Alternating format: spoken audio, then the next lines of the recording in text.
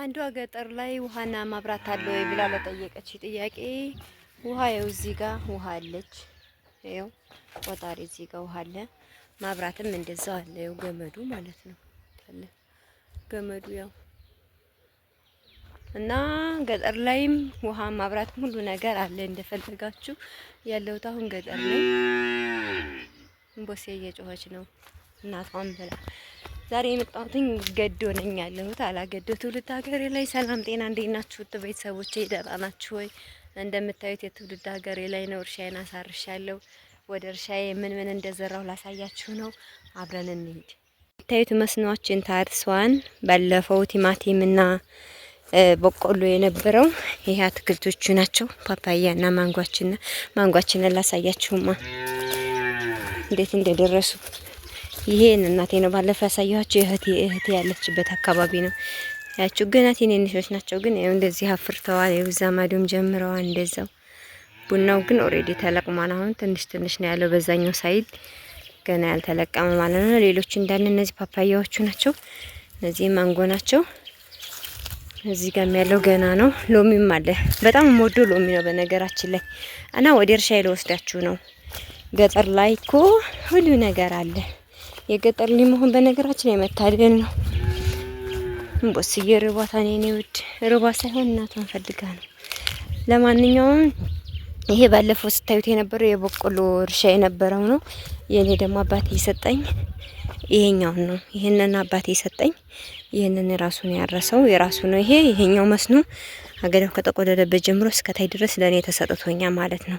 አንቺ ለፈለግሽው ለማረስ ለምን ያብቃሽ እንጂ እንደፈለግሽ ተብዬ ተሰጠኝ። ከዛ ይሄ አሁን እነዚህ እዚህ ጋር አባቴ ማሽላ ስለዘሩ ጃምዮ ተዘርቷል። ይሄ እንዳለ አሁን ጃምዮ ተዘርቷል ከታችኝ እስከ ታችኛው ድረስ። ይሄ ደግሞ ቲማቲም እስከ ተከልኩባት ድረስ እስከ ግማሿ ድረስ ጃምዮ ዘርቻታለሁ።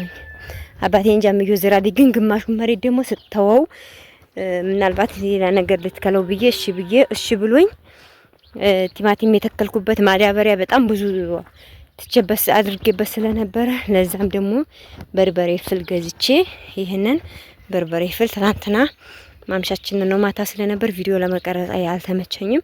ይሄ እንደምታዩት በርበሬ አስተክየዋለሁ ማለት ነው። ይሄ በርበሬ ነው፣ ቃሪያ ማለት ነው። ይሄን ለቃሪያ ተተከለ። ከታች አዛች አንስቶ እስከዚች ድረስ እስከዚችኛው ግማሽ ድረስ ለቃሪያ ተተከለች በርበሬ ማለት ነው። ከዚህ በላይ ያለውን ደግሞ እስኪኔ ስለምን ይቅርብኝ። ምክንያቱም አሁን በዛኛው ሳይድ ያለው ጃምዮ ተዘርቶ በዚህኛው ሳይድ ያለው ጃምዮ ተዘርቶ እዚህ ጋር ደግሞ እኔ ሽንኩርት፣ ቃሪያ ምናምን ቲማቲም ሌላ ነገሮች እንዲነች ለማድረግ ጋማ ይይዝብኛልና ስለዚህ ግዴታ አካባቢው ጋር መመሳሰል ስላለበት ይሄን ጃምዮ ዘራሁት ማለት ነው። ነጭ ጃምዮ በዚህኛው ሳይድም ያለውና አባቴ ጃምዮ ዘርተውታል። ይችን ግን እኔ እስኪ ለመሞከሪያ ዘንድሮ በጣም በርበሬ ተወዷልና እስኪ እኔ እድሌ ልሞክረው። ጋማም ከሆነ ጋማ ሆነ፣ ጋማም ካልሆነ ልሞክረው ብዬ ነው። አባቴ እንደፈለግሽ ነው የተባልኩት። ስለዚህ እኔ የሆነ ነገር ላድርግ ብዬ ስለው አባቴ ስለማይከለክለኝ ይሄን የምታዩት እንግዲህ በርበሬ ተክየዋለሁ። ውሃ ይፈልጋል። ውሃ እንግዲህ በቧንቧም በገመድም ቢሆን ስቤ በቧንቧ አድርጌ አጠጣዋለሁ። ውሃይቱ የምትመጣበት አጋጣሚ ሲኖር ደግሞ ውሃይቱን አጠጣታለሁ ማለት ነው። እድልሽን ሞክሪው ተብያለሁ። በምታዩት መልኩ ደግሞ እዛ ማዶ የምታዩት ጤፍ ነው። አይገርማችሁም? ጤፍ አሁን ላይ ጤፍ ነው። አካባቢው በሙሉ ጤፍ ነው እንዳለ። በታችኛው ሳይድ በላይኛዎቹ ደግሞ እኛ ማሽላ አድርገናል።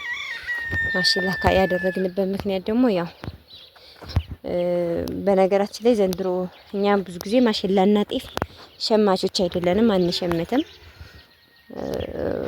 ሲፈልጉ ብቻ እንደውም የሆነ ብር ምናምን ካስፈልጋቸው አንዳንዴ አውጥተው ማሽላ ይሸጣሉ እንጂ ቤተሰብ ሲያስፈልግ ብቻ አንዳንዴ ማሽላ ያወጣ ቤተሰብ ይሸጣል እንጂ በነገራችን ላይ እኛ አካባቢ ያለ ማህበረሰብ ጤፍና ማሽላ ሸማች አይደለም። ኢቭን ለጠላ ጥሬ ሁሉ ከደህናው እህል እኔ አንዳንዴ በጣም ያሳዝኑኛል።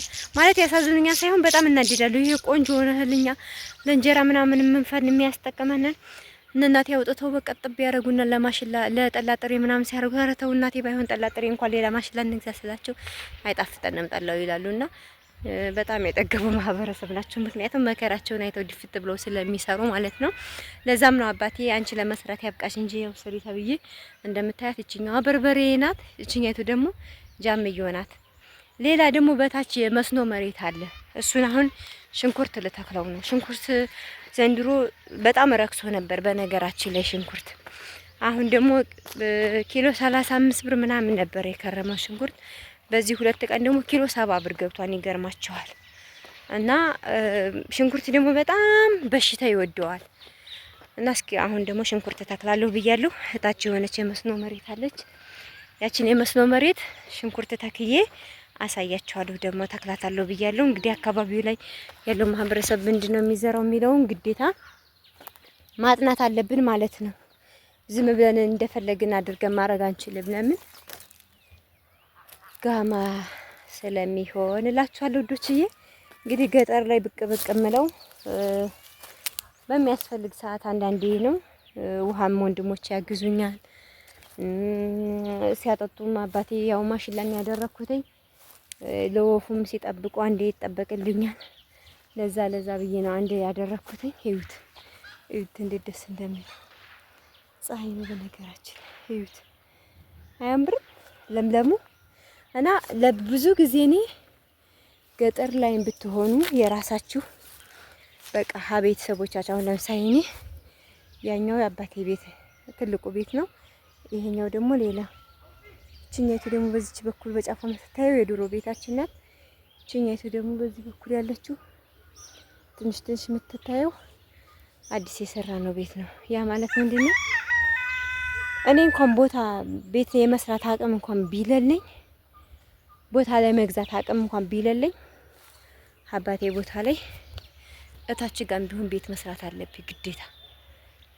ገብቷችኋል አባባሌ? የትም ሀገር ላይ ኖሩ መብራት ታስገባላችሁ፣ ውሃ ታስገባላችሁ፣ እንደ ከተማ ነዋሪ ትኖራላችሁ። ለከተማው ወልዲያ ከተማ ማዶ ናት።